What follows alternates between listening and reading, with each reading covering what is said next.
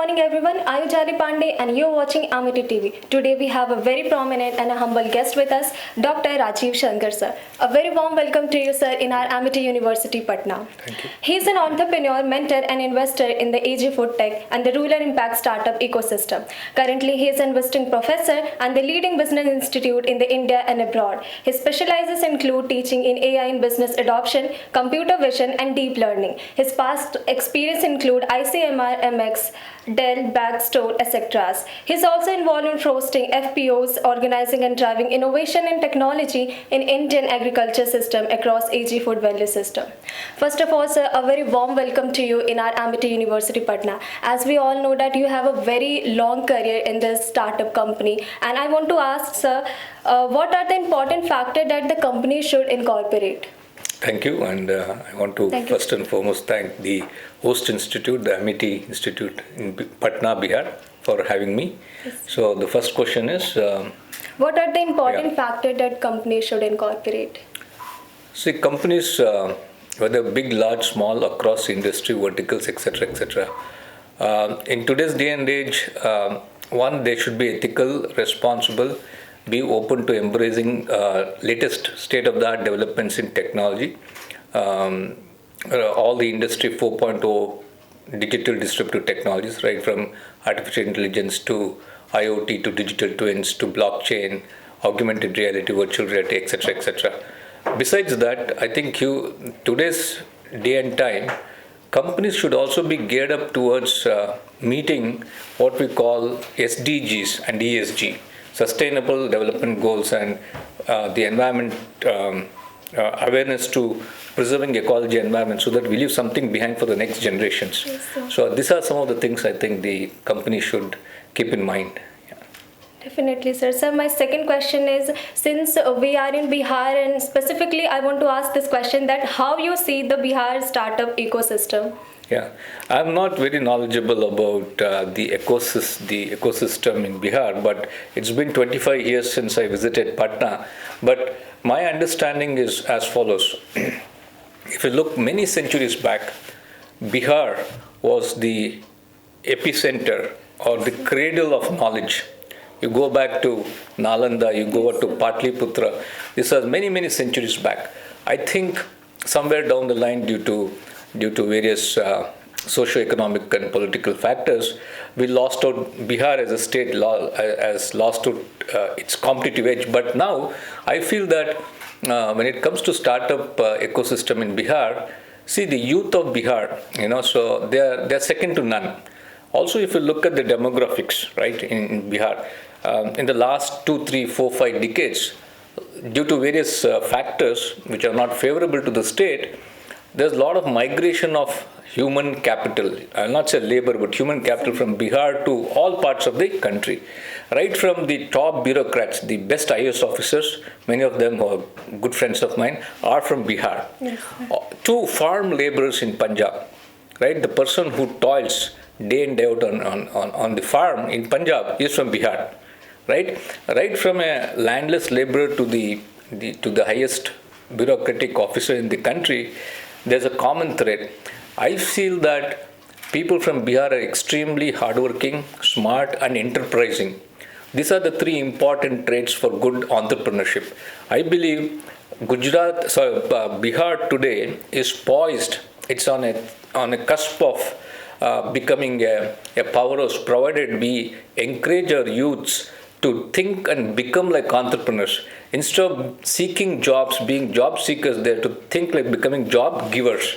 I think the youth of Bihar have the right mindset, attitude, and the capacity to become good entrepreneurs. Historically, there's been a good track record of knowledge and innovation. We need to come back, take some inspiration from the previous history, that the glorious history, past history, and the central government is enabling the policy framework for startups through Startup India and various other initiatives. I'm sure the state government also would do likewise, and then create an environment where entrepreneurship can strive. And I think therefore there's a very bright future for entrepreneurial or startup ecosystem in Bihar. Yes, sir. Thank you, sir, for your information. And my third question is, what makes an entrepreneur a great and successful entrepreneur like you? I'm not sure I'm a great successful entrepreneur, but I've had my startups. I made money, I lost money.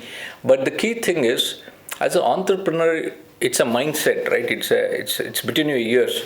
Unfortunately, in our country, post-British era, we have been conditioned to think in certain way, which doesn't foster creativity and innovation. We have become risk averse. We have to become risk takers, and essentially, one good quality or trait of an entrepreneur is that he or she is a problem solver. Right? They have to solve problems, essentially, real problems. Therefore, I think in our business schools, in our academia, right from preschool to PhD, university, postgrad, we have to look at our curriculum very closely and encourage entrepreneurship and encourage our students to fail. Right? They have to fail fast and learn faster. That's the paradigm. But the way the academia currently, even most of the academia currently with the private or public in our country, is that it doesn't encourage failure. Failure is looked down upon as a taboo. But we have to encourage failure because learning comes from failure, not from success. And we should also help students to take risk because entrepreneurship is high risk, high reward game.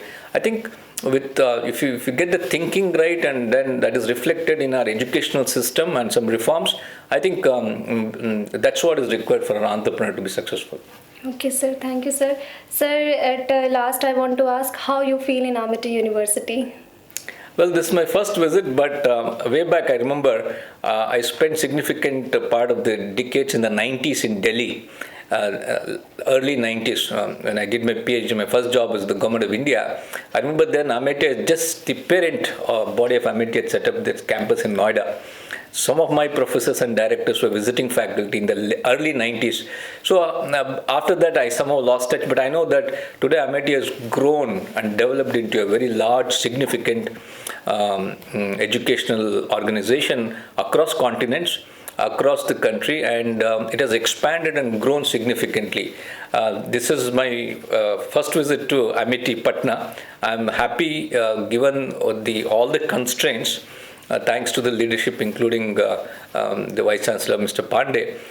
They have done whatever needs to be done, and in Patna, we have a good quality, a good standard education institution like Amity, so that the students in and around Patna and from larger Bihar can take advantage of such an institution and become successful and good citizens and good entrepreneurs going forward. Thank you, sir. Sir, one more last question. That what kind of message you want to give to our youth if they willingly want to start their startups? Yeah, I mean, I would say young people to start thinking like they should essentially change their thinking from being job seekers to job givers. It's not easy, but even if then they take small problems. So somebody may come from village or somebody is coming from tier 3, tier 5 city. They look at a particular problem, whether it's in the public sector or private sector or in the non-for-profit sector.